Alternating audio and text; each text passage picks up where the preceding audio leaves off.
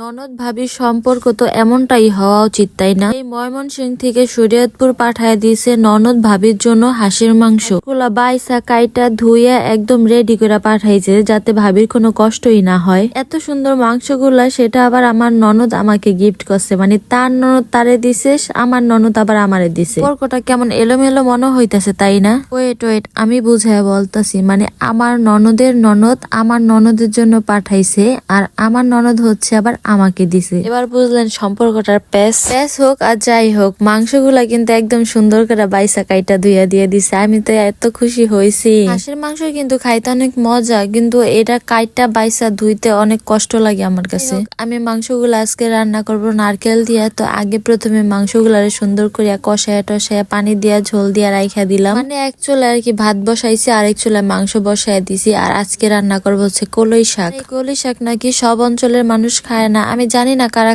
খায় না, তবে আমার কাছে ভালোই লাগে কলই শাক খাইতে। কলই শাকটা কিন্তু একদম মিহি করে কাটতে হয়, এটা কিন্তু সবাই আবার কাটতেও পারে না। তো যাই হোক, আপনারা কমেন্টস অবশ্যই জানাইবেন যে কলই শাক কারা খান, কোন কোন অঞ্চলের মানুষ খান আর কারা কারা খান না। এদিকে তো আমার কলই শাকটা কাটতে কাটতে মাংস হয়ে গেছে। এখন মাংসের উপরে একটু জিরার গুঁড়া দিয়া এখন নামাই নিলাম মাংসটারে। কালারটা কিন্তু জোস হয়েছে, আর খাইতেও কিন্তু অনেক মজা হয়েছে। আমার শ্বশুরের প্রশংসা করছে, মানে ভাবা যায় আমার শ্বশুর প্রশংসা করছে। আর আজকের ভয়েস ওভারটা দিতে আমার একদমই ভাল লাগতেছে না, খুবই কষ্ট হইতাছে। কেন আমি জানি না, আমার একটুও ভাল লাগতেছিল না। তারপরও কি আর করার, ভিডিও যেহেতু ছাড়তে হইব, পেজ যেহেতু কষ্ট করে খুলছি, এজন্য আর কি ভয়েস ওভারটা দিতাছি। তো আজকের জন্য এই পর্যন্তই।